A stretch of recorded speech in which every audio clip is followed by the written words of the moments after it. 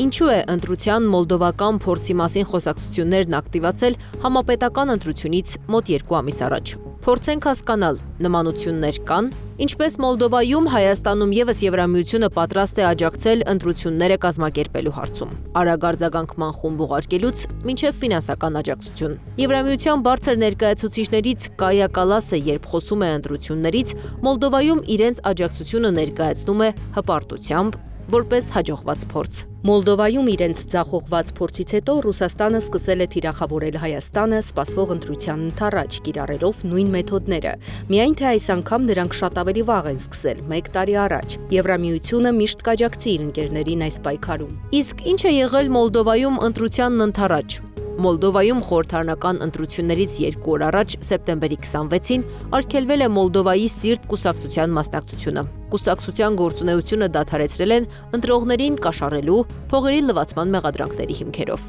Նույն օրն արգելվել է նաև Մեծ Մոլդովա կուսակցության մասնակցությունը։ Նրանք մեղադրվում էին ընտրողներին կաշառելու և չհայտարարագրված ֆինանսական միջոցների շրջանառության համար։ Բացի այդ, Մեծ Մոլդովա կուսակցությունը համարել են մեծահարուստ Իլան Շորի սահմանադրական դատարանի կողմից արգելված Շոր կուսակցության փաստացի իրավահաջորդ։ Երկու կուսակցության մասնակցությունը ընտրությունից 2 օր առաջ արգելելը ժողովրդավարության մասին են։ ՀԱԿ փոխնախագահ Արամ Մանուկյանն է մեկնաբանում։ Սա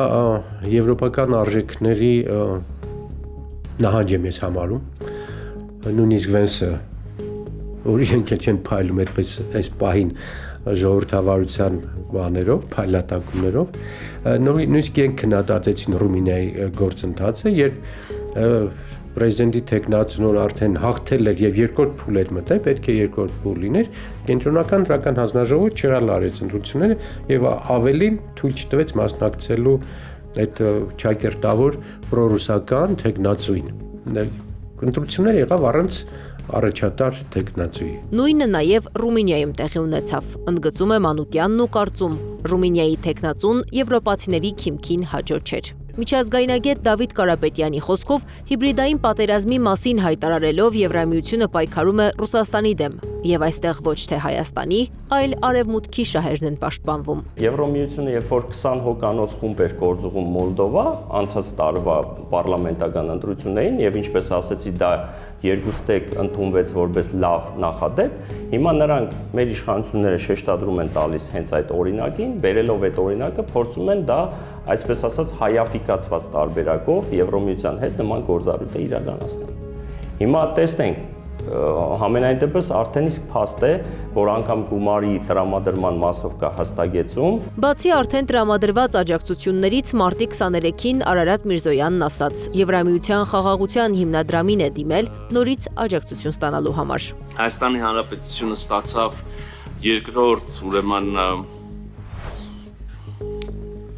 տրամադրումը խաղաղության, եվրոպական խաղաղության գործիքի ներքո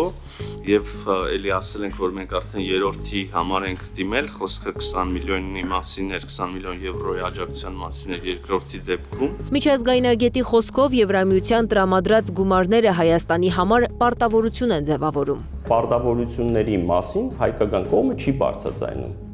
Եվ հասկանալի է, չէ, որ հավաքական արևմուտքի այս պահին իրենց բարերով նկարագրած սրտի վարչապետի լավագույն թեկնածուն տվյալ դեպքում գործող իշխանություններն են իդեմս վարչապետ Փաշինյանը։ Նրանց համար գերնպատակ է այս իշխանությունների վերարտադրվելը։ Մոլդովական սցենարի կրկնությունը կուսակցություններին ընտրությանը մասնակցելու իրավունքից զրկելը հավանական է համարում Արամ Մանուկյանը։ Ակնհայտ երևում է, որ ընտրությունների կամ նախորդող փուլում կամ ընտրությունների ընթացքում